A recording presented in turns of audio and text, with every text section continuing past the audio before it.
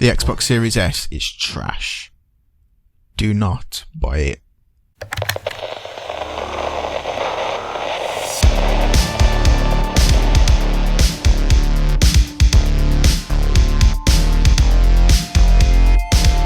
I'm only joking, it's not. It's a good little console, but we do have to talk about it. What's going on, guys? It's Heath Legend here, and obviously I'm back with another video. Do forgive me calling the Xbox Series S trash. Sometimes you just got to play the YouTube algorithm, really. So forgive the title, forgive the thumbnail, and forgive what I just said. I'm just trying to get more views, and controversy creates clicks. Now, I will say that I think the Xbox Series S is a good little console.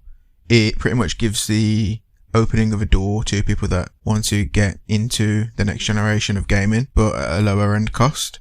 However, there are some caveats that you really do have to consider when you're going to buy an Xbox Series S, because the storage space alone, once you buy the external storage, it practically makes it cost more than the Xbox Series X. The thing that's really led to this video is the fact that apparently the Xbox Series S only has roughly 360 gigabytes of SSD storage on board, which, when you look at the news coming out regarding Call of Duty Cold War, it's not very much storage. Apparently you can only hold 2 copies of Call of Duty Cold War on the hard drive internally, which is really bad going forward. And we do know that Activision are very, very poor at optimizing their compression techniques when it comes to games. I recently installed Call of Duty Warzone on PS4, and I think that was like 160 gig. But it doesn't set a very, very good precedent, especially on the eve of a next-gen launch for both the Xbox and the PlayStation, where a game that is cross-generational, let's not forget, it does set a real bad precedent, because I genuinely think that the Xbox has done much better than Sony this year. I haven't owned an Xbox since the 360. I had 2 360s, but I've played the Xbox One for the first time literally a week ago. I haven't played it up until then at all. They lost me when it came to the initial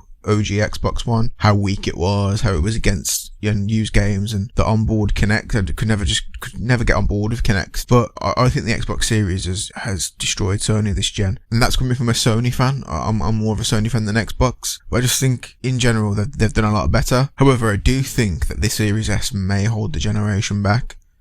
Now, we all know that PC gaming is, of course, if you can afford it and if you can be bothered to get into it, it can offer you a much better experience than console gaming. So I'm under no illusion that the next gen isn't necessarily the next gen. But I do think the Series S will hold the generation back somewhat, especially when you can see that there's already been, shortcuts being found when it comes to the storage. When it comes to this release, let's be fair, most people are probably going to buy the fact that Halo's not coming out. They're probably going to buy Call of Duty and Assassin's Creed. I would probably say that they're going to be the 2 biggest selling games, especially since Microsoft do seem to have some sort of relationship with Ubisoft when it comes to Assassin's Creed, much like they did for the Xbox One with the Assassin's Creed Unity launch. And I do think that Assassin's Creed Valhalla will be another game that's 100 gig, up to 200 gig potentially, especially with DLC content and updates and high-res packs and all that good stuff. So you're looking at pretty much 2 to 3 AAA games on the Series S. And this isn't a mid-cycle refresh either. This is next gen. This is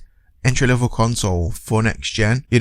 I suppose 360 gigs is still quite a lot if you remember the Xbox 360 launch, where they had 20 gigabytes of onboard HDD storage, and of course the absolutely dreadful Metal Gear Solid 4 PlayStation 3 console that had 40 gigabytes. I was unfortunate, I had that one. 40 gigabytes, you could barely get anything on there. But there is a caveat to when I say the Xbox Series S is trash, because I don't genuinely think the Xbox Series S is trash at all. But I do think that Xbox and Microsoft themselves, I do think that they've got a plan for the Xbox Series S that they haven't. I don't think that they've unveiled yet, because they can be under no illusion as well that the fact that things have got to be coded for the Series S as well as the Series X and the PlayStation 5. Eventually it's going to get to the point where the Series S, it won't have enough power to perform, especially near the end of the generation. And I do think that Microsoft will eventually become the Netflix of gaming, the Amazon Prime of gaming, the streaming service of gaming, especially when you look at their acquisition of Bethesda and all of the studios that they own, all of the exclusives and AAA games that are going to come out on the Xbox, potentially exclusively, such as the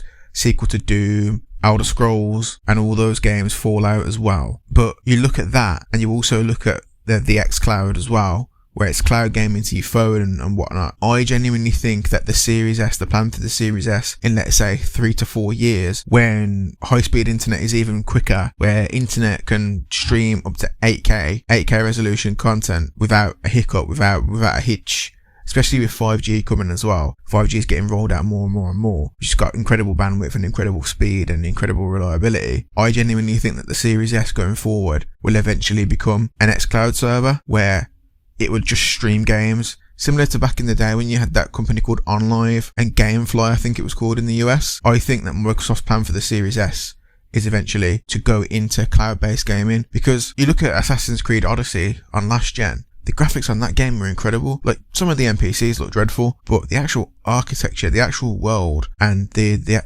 overall aesthetic of that game is beautiful. And it's on last gen. So what's Valhalla gonna do? Think of the next Watch Dogs game as well, not Legion, but again, and we all know Ubisoft games are not necessarily the best optimized games ever. So how is the Series S going to be able to keep up? Well, the answer is it will turn into an Xbox xCloud server. That's genuinely what I believe will happen. And I think that will come as a result of getting Game Pass, potentially, or even maybe it's a hybrid system where the console and the server work together. For people that don't want to pay for that service, they'll do the console working in tandem with the cloud, so the cloud can do the less important, the less on-board calculations for the game to do, the less critical things. I'm not sure of the proprietary technology that Microsoft have, of course, because I'm not an engineer at Microsoft, but where the xCloud or their services are able to calculate other things such as NPC actions and the general fluff in the environment that aren't so important to the console to take the rendering power and the compute power away from the actual hardware itself on board on the Series S. But that's what I think.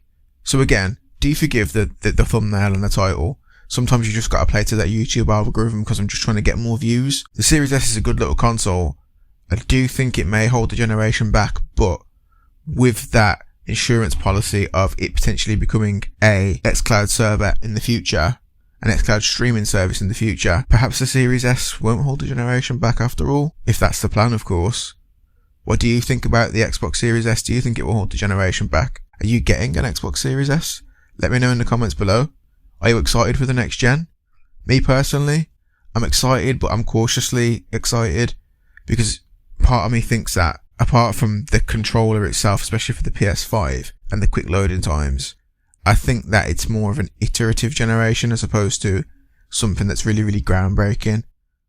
I plan on getting both the PS5 and the Xbox Series X. To me, with the lack of communication that both companies have had, I mean, that could just be because of the pandemic, who knows, but it feels more like it's the Xbox One X2 and the PS4 Pro 2 to me. It really, really does, because even with ray tracing, the thing that they're talking about mostly, it's very expensive on the hardware front in terms of the performance. Ray tracing can absolutely kill the performance, and me personally, I'd rather turn it off and have 60 FPS than ray tracing at 30. That's just me. If you do like this video, as I said, I will cover more gaming content going forward, as well as other things as well. We're locked down in the UK at the moment as well, so I've got a lot of time on my hands. So yeah, if you do like the video, do like, comment, subscribe, share, leave a comment. It's always good talking to everybody. Until next time, take care of yourselves and each other. Heath Legend out. Peace. And that's one thing Xbox don't got.